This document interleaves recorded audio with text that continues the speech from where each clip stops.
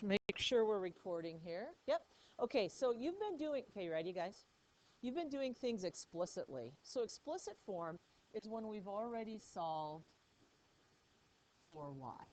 Okay, so if you saw something like this, y equals x squared plus 3x, and I asked you to find y prime, we've defined all our shortcut rules in terms of this form and said it's 2x plus 3.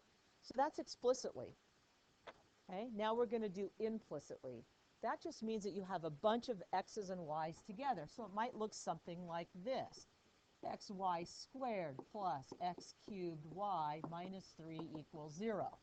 So if I asked you to take the derivative of that, would that function, oh, I don't even know if it's a function, would that equation be easily solved for y? Or do you think it would be kind of hard?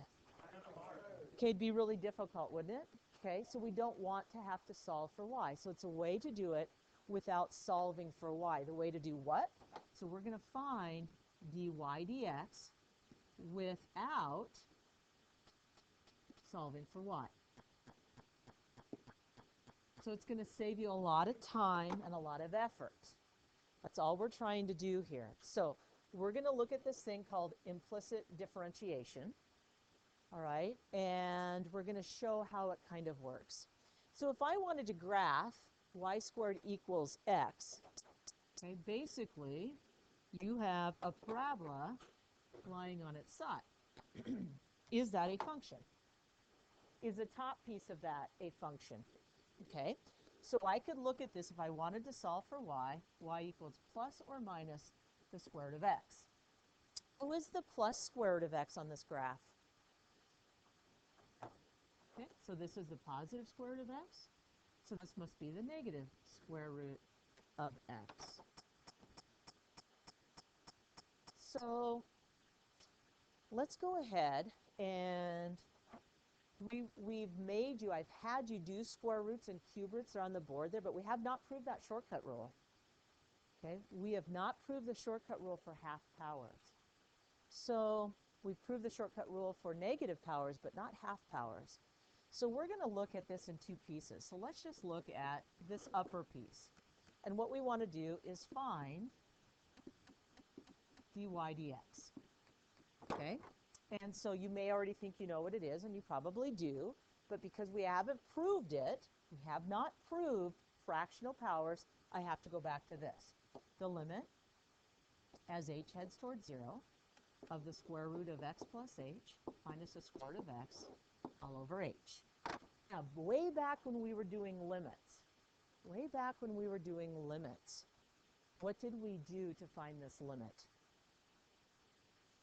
Multiplied by what? Okay. The conjugate. Do you remember doing that? You might have said, well, why are we worried about that? So we could do problems like this. Okay, x plus x and the square root of x. Okay, would everybody agree that that's the conjugate?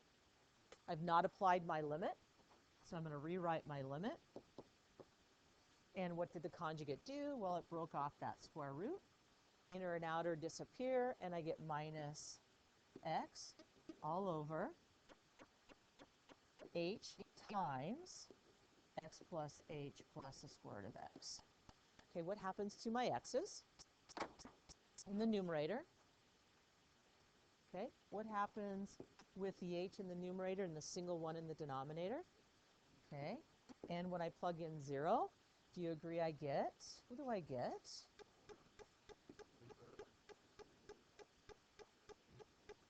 Would you agree that there are 2 square roots of x there?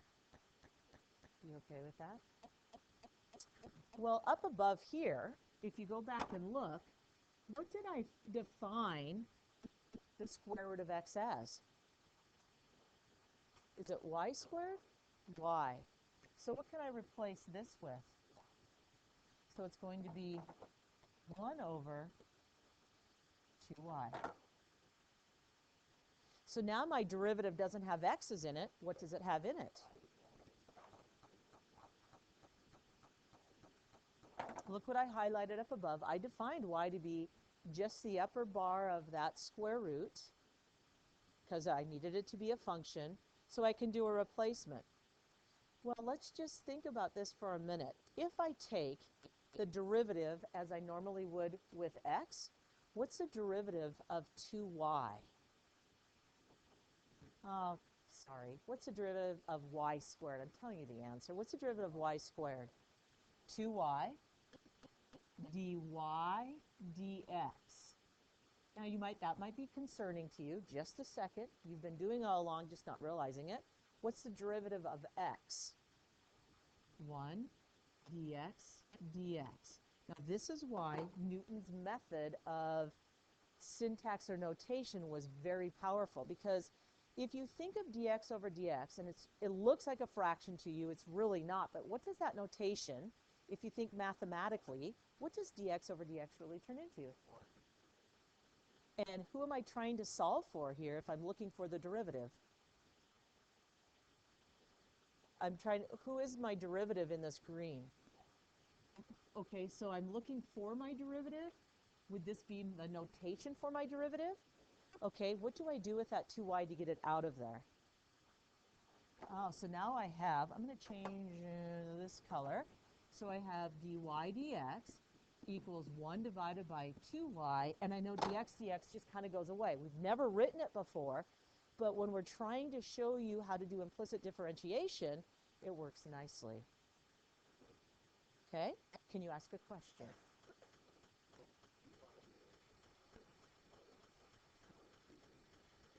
So I did it two ways. I did this two ways. The first way is I didn't really know how to take this derivative because I've never had it solved for x. I've always had it solved for y. Would you agree? So I said, well, let's just solve it for y, and let me go back to see what I think the derivative would be. So I solved for y. I had to use this, since I'm recording here, I'm going to kind of highlight. I had to use this definition of a derivative because I have not proved fractional powers. So I think they're working the way they should, but I don't know for sure. So I just went through and used my definition, used my conjugate, and found out that my answer was 1 over 2 square roots of x. But I had defined the square root of x to be y. So I could do a direct substitution. So this is showing me that I think my answer to this derivative should be 1 over 2y. If I go back to my normal way of taking the derivative and just pretending that that is x, I get 2y dy dx, and the derivative of x is 1, and I solve, and guess what? Those two things match.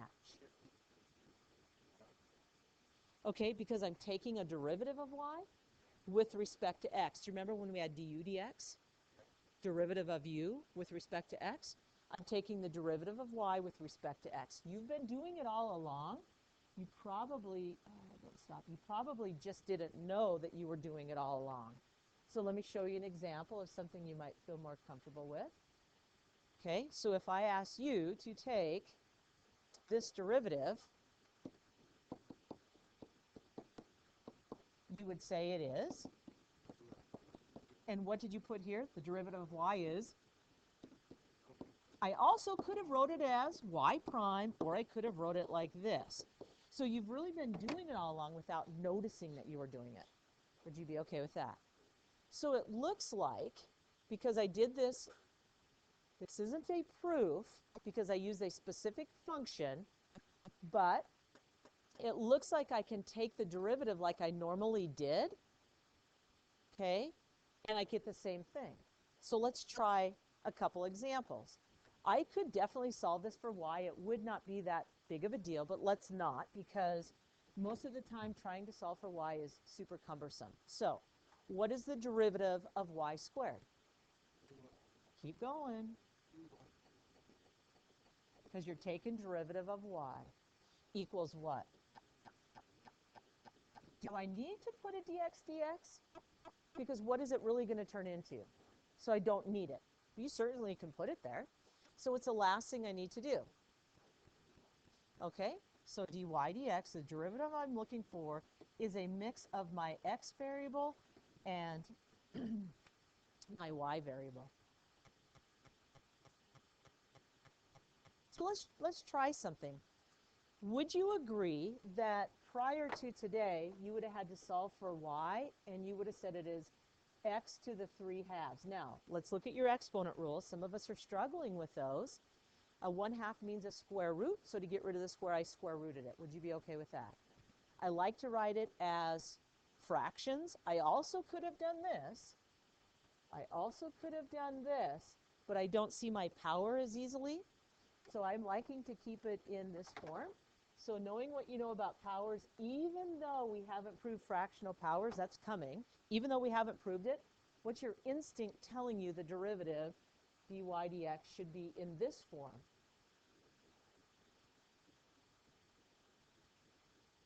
Let's see, a whole, take away 1 would be. So do you see your 2/3 matching what we did over here?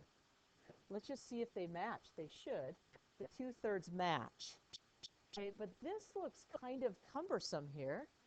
Why does it not look right? Because this is all with x's and y's, and my second one only has an x. So what I have to ask myself, does this business equal this business?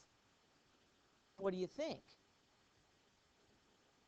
Well, what is y? Y squared. Y is the square root of x cubed. Would you agree? Okay. And so how many do I have in the numerator? 2. How many do I have in the denominator? 3 halves. Where am I getting 3 halves? Good, the square root of the cube. Would you agree that that's equivalent to 3 halves? It was cubed and you took half. So if I have 2 wholes on top, I have 1.5 in the bottom. What's left? A half. Do they match? Yes. Algebraically, they do. Haley? Because y squared is x cubed. So if I take the square root and get rid of that, square root of x cubed, which is exponent index. And that's why I got that right down here. Okay? So it looks like it's working. Would you agree? Okay? So we're not done. It says find the slope at 4, 8. So I now have a formula for my slope, and we're going to use this one. This was just verification to see, does it match? And it did. So we're going to go back to this dy dx using implicit differentiation. It just saves us some time. What can I plug in here to find the slope at that point? Okay, and 4 goes in for, so when I put a 4 in there, I get 3 times 16, which is 48. And if I put an 8 in there, I get it over 16. So if I reduce that, it looks like it's going to be equal to 3. So I have a slope at 3 at the point 4, 8 of the graph. So I wonder how accurate that is. So let's look at Desmos here fairly quickly here and just see what we can do. So I'm going to pull up Desmos, and if you remember, I'm graphing y equals, that was my function if I solve for y. I wonder if, will this graph y squared? Do you guys know? So would it go like y squared equals what I have over here, x cubed? Would it graph that? Oh, it did. Okay, that's a graph of that. Why is it so hard for us to graph without Desmos doing this? Because this is not a what? Okay, so let's go to the point 4, 8. So I'm going to kind of scroll here. 4, 8 is right here. Would you agree? Okay, close enough. 4, 8. So what did we just find that was equal to 3? At that, and if we kind of look, rise 3, oh, I don't like that. Rise 3, run 1. Does it look like that? Down 1, 2, 3, over 1. Does it look like that's, if I rounded it, a straight line of slope of 3? Okay. So we use Desmos just to verify what we're thinking. Okay, let's try 2 because it gets a little bit more involved than this. Okay, so here's where you really need to pay attention. We'll do a couple on the board so you can do your homework. Okay, what is the derivative? No, let me back up. Would you want to solve this for y? No. It would be a lot of work to do that. Okay, so here we go. What's the derivative of x to the 5th? Okay, so this is just a sum and difference. Now, this is where you need to be careful. What's going on between the x cubed and the y squared?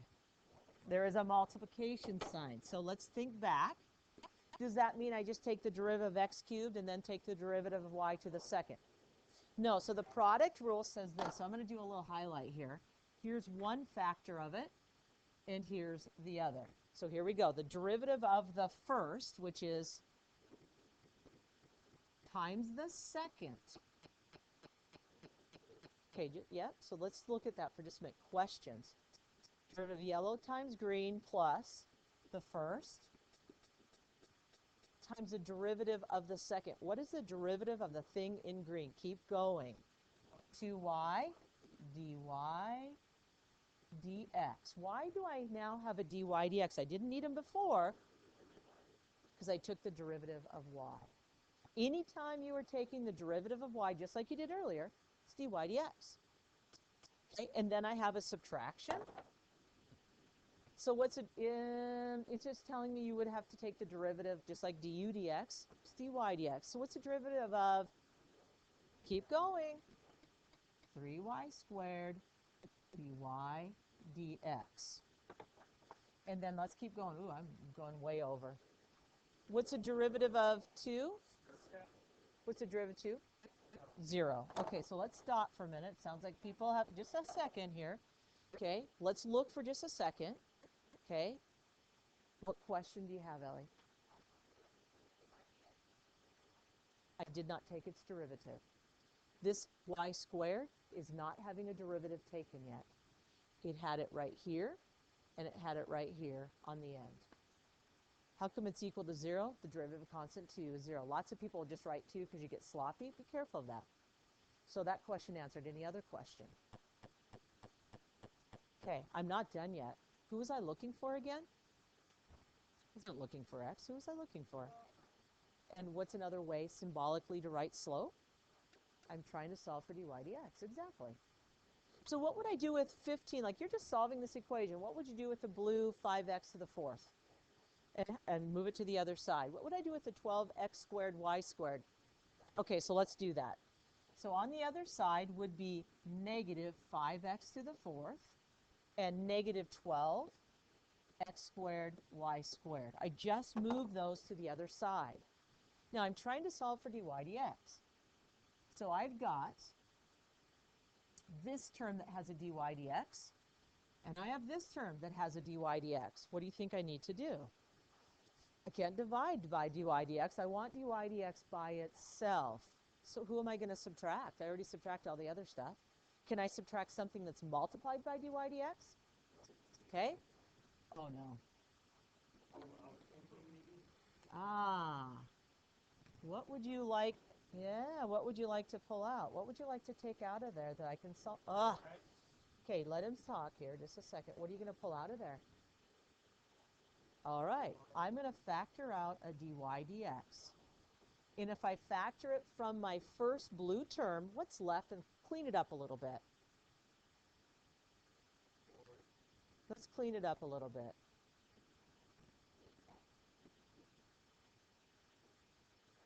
Four times 2 is 8. Then I have a subtraction. When I pull dy dx out of that, who do I have left? 4 times 2 is 8. Okay, so again, who am I trying to solve for? I would now divide. So dy dx is going to be equal to negative 5x to the 4th. So I have this mess that I already just subtracted off. And I'm going to divide by 8x cubed y minus 3y squared. So the derivative is made up of this different combinations of both x and y. So when I'm talking, please wait to ask your question. So I'll say it again. When I'm looking for the derivative, it's made up of both x's and y's. So that would define for you the slope at any point on this weird looking graph, whatever that looks like. I have no idea what it looks like. I would have to plug that into decimals because I'm pretty sure it's not a function. Okay?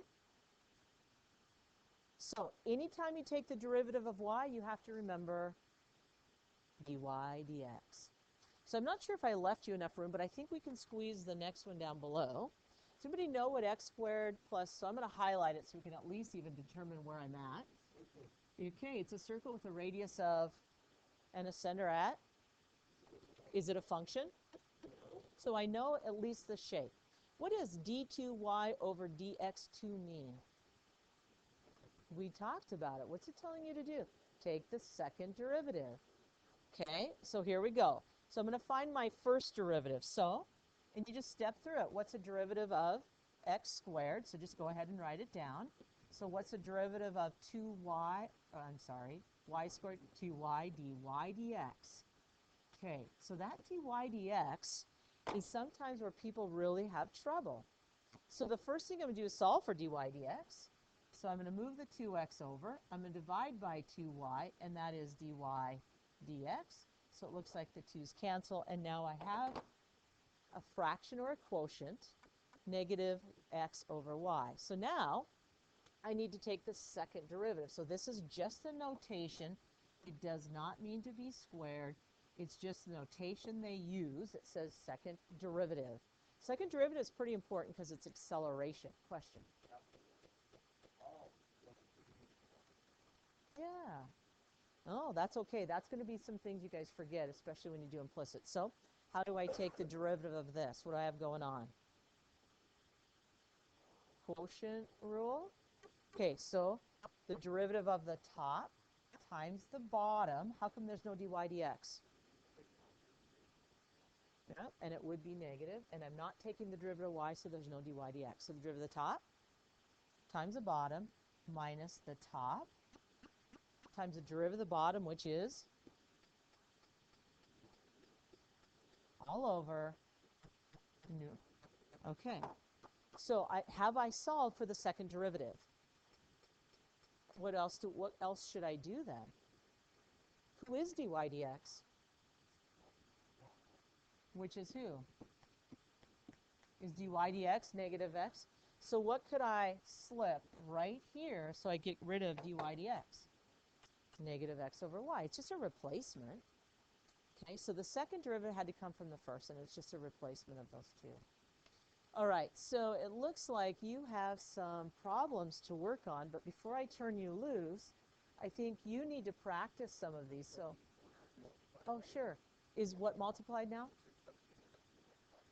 Yes, yep, there's a multiplication symbol right here. Yep, so it would turn into positive x squared over y. So if we want to simplify, this would be negative y. And then if I plug that in there, that would be positive x squared over y all over y squared, because this negative and this negative.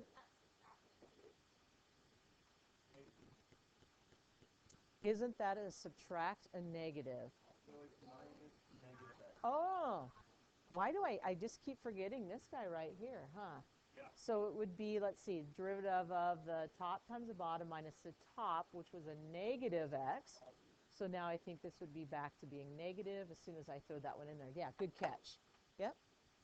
Okay. So remember the negative went with that. Okay. Questions at all? You got it figured out a little bit? It's going to take you some practice. Okay. There's two things that will trip you up. Whenever you take the derivative of y, you have to have a dy dx. Whenever you take the derivative of a constant, it's equal to 0. Gwen, do you have a question? You okay? All right.